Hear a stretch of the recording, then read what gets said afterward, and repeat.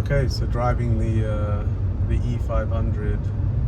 It's October 2024. I've owned this car since the end of 2019, so it's been 5 years, and we're just going for a cruise in the evening.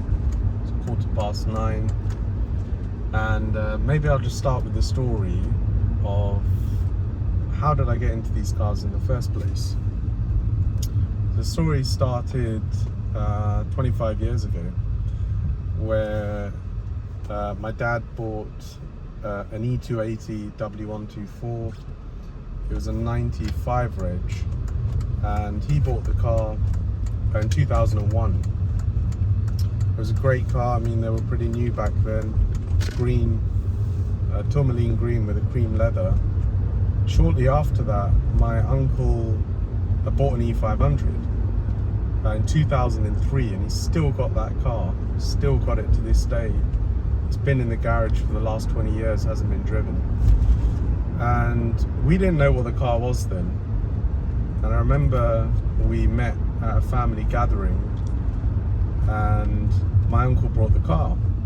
He just picked it up, and he asked my dad to take it for a test drive at the time. So we went out for a test drive on that day. Still remember it, a rainy day in the UK, approaching winter. And what kind of captured me at the time was the car itself just looked very different to ours. It looked a lot lower. You can tell it had widened arches and slightly different front end and back end, but apart from that, it looked pretty much the same. And the interior is black. And what captured me at the time was when he accelerated off the line, off the traffic line when it went green, and it was just awesome, just amazing feeling of torque, of sound. The whole sensation was there, and I think I was more captivated than my dad. Yeah, he was he is into cars, but not massively into cars like me and my brother, or maybe my cousins.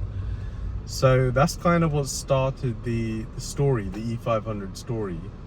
And I must have been 14 at the time, so I kind of vowed to, when I was able to drive, that I was going to buy one of these cars, and I was going to have one of these cars. So then fast forward quite a few years to 2015, and I finally bought my own E500. It was a silver car with black leather, full Lorenzo spec. Many of you on the forums and stuff will remember that car, you'll recognize that car. But shortly after I moved, I bought another car, another E500 after that, a blue black one. I sold the silver car, bought the blue black car, and shortly after that I moved from the UK to the UAE, to Dubai, where I still live now.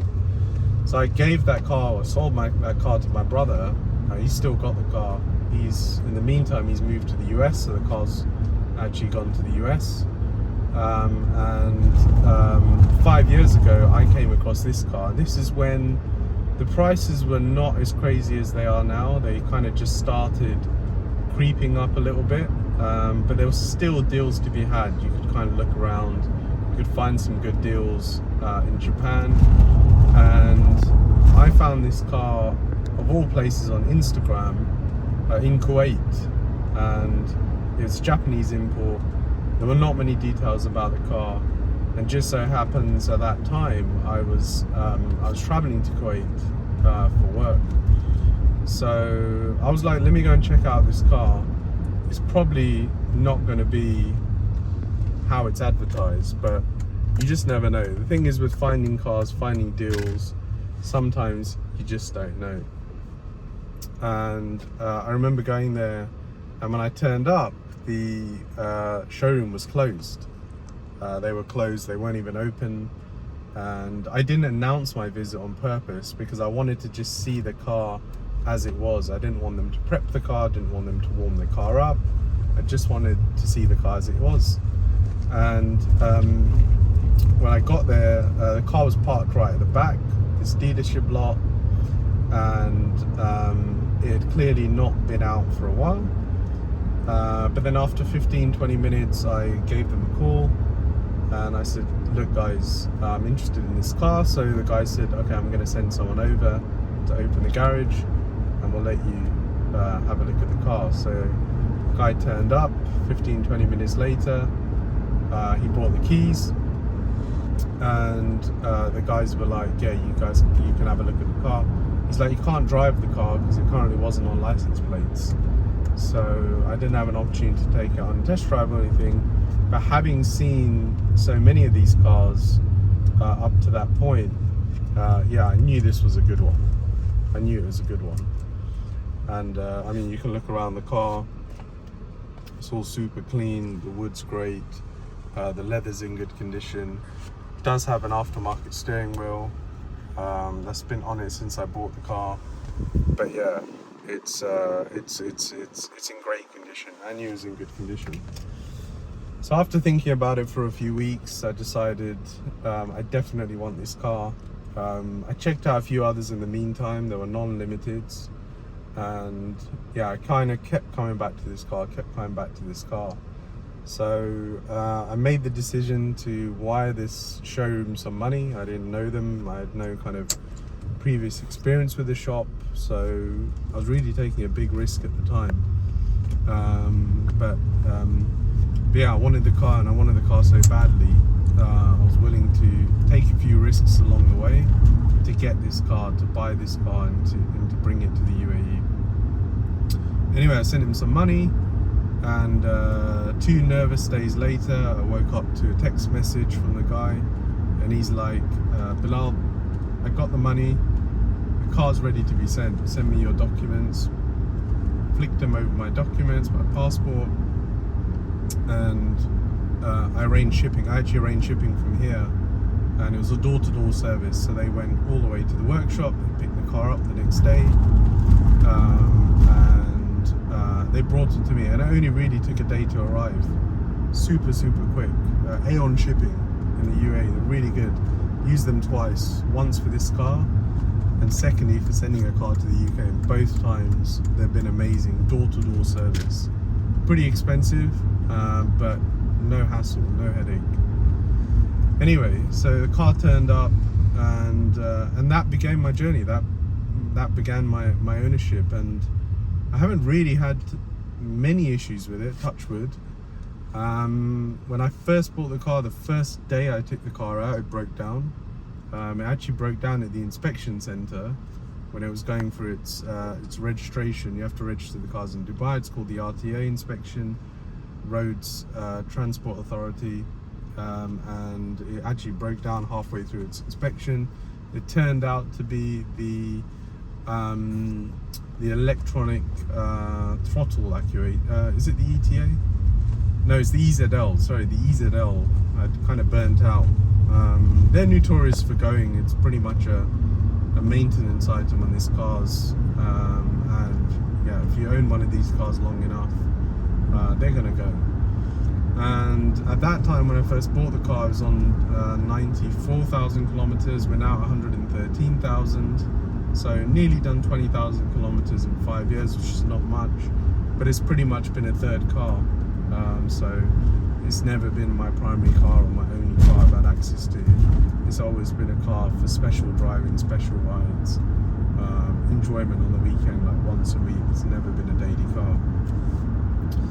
And the problems I've had with the car, what issues did I have? I gave the car full repaint when I bought the car. It had some very old PPF on the front, which left a lot of marks when we took it off. Also had some lacquer peeling on the rear. So I decided to get the car fully resprayed. Engine wise, I've not really done anything. I've not touched the internal components. It's pretty much all been maintenance, distributor caps, rotor arms, the rocker cover gaskets, spark plugs, I think I've done twice. Ignition cables I've done twice. And very small things like drive belt, terms of the other maintenance, just oil changes pretty much every 3,000 to 4,000 kilometers, fully synthetic.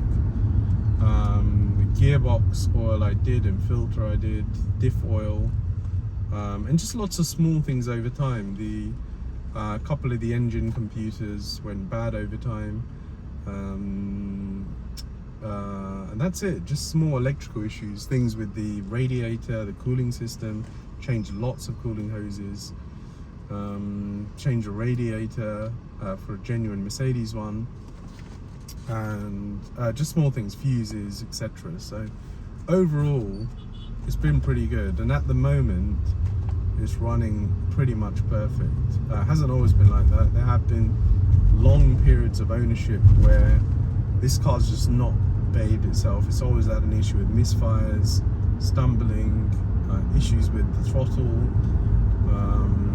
but at the moment it's running fine, and the throttle input's really nice, and you barely need to touch the accelerator, and it just picks up and goes. So really nice. AC is not great. It was really good, I think, the first 2 or 3 years I owned the car, and the last kind of 2 years it's just kind of been on and off leaks. I don't know if it leaks, but the gas runs out pretty quickly. 3 to 4 months, needs a regas. Had the stereo done when I bought the cars, fitted with a Japanese stereo, so I fitted an Alpine stereo unit, and it's got great options. So it's got the rear sun blind, the climate control unit, heated seats, it's got the full electric and memory package. Not all of them had that, and of course the special limited interior, which has the special inserts, the bird's eye maple wood. The wood's all original. Most cars I see online, they've redone the wood, but this wood's all factory original, like new, no cracks, despite being in hot countries. It's got an aftermarket phone, which I did want to take out originally, but I just decided to keep it because I didn't want to leave holes or marks in the console. It's got the original limited floor mats, which again, so many cars don't have those floor mats anymore.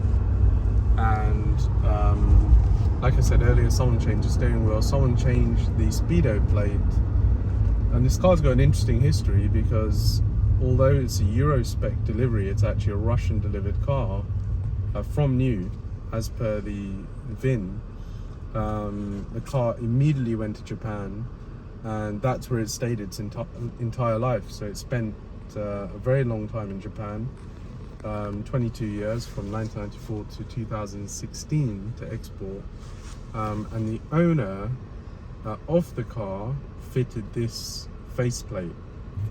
It's a 300 kilometer faceplate. Normally the cars come with 260 kilometer faceplate.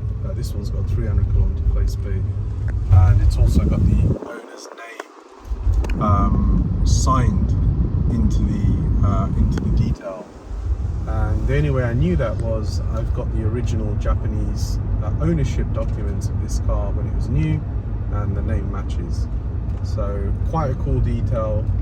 Clearly an enthusiast, owned this car for a very long time, and that certainly shows in how the car is.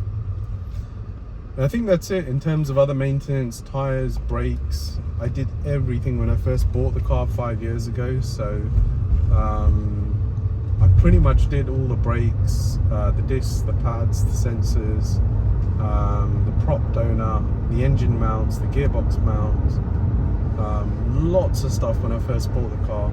Not necessarily because it needed it doing, it was more I just didn't want to have any headache when I owned the car, because I know those things go bad and they go bad quickly. And yeah, so I just decided to get it all done. It had the full book pack, it's got 2 keys with it.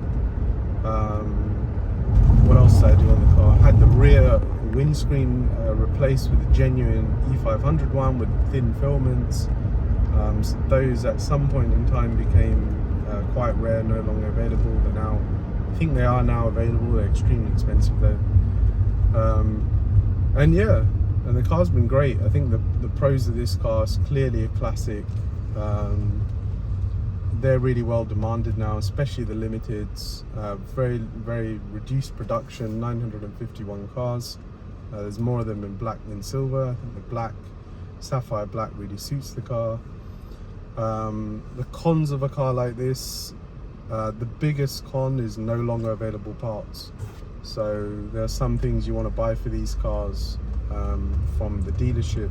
Small things, not necessarily important things, just small things like mounts, bushes, track rods, even some brake discs are now no longer available. And that's just crazy that Mercedes doesn't support these cars anymore.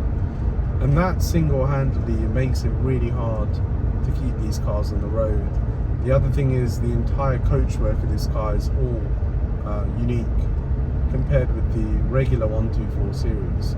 So the bumpers, the fenders, the rear bumper, so many parts of this car, the lights, the fixtures, the fittings are unique to the E500, and as such they're all no longer available. You can buy stuff, but the prices are insane. Like one a wheel fender or wheel arch, front one for an E500, you're probably looking at 2,000, 3,000, 4,000 euros for something like that. So extremely expensive, and if your car gets damaged, it's definitely going to cost you a lot of money. And that's probably the biggest downside. The other kind of downside is they do tend to have ongoing issues, running issues, issues with misfiring, issues with electrical components. And because it's an OBD1 car, some things can be quite hard to diagnose. It's been really hard finding people that know these cars, finding people that are able to diagnose these cars. Luckily, there's a really good online resource called 500eboard.com, run by Jerry, and that's an amazing resource for this car. Honestly, like half the things that have gone wrong with this car, or even more than half, I've written on that page, and someone somewhere has had a response, or has had this issue before, or has had the same problem in the past. So I've been able to then find ways of fixing it, and been able to resolve the issues that have come up. So that's it. We'll do some more videoing in a bit when we're driving. We're just stuck in traffic, stop start. Also, I need to open the window because the air conditioning's not working. It's really hot in here now. So we'll continue the videoing in a bit.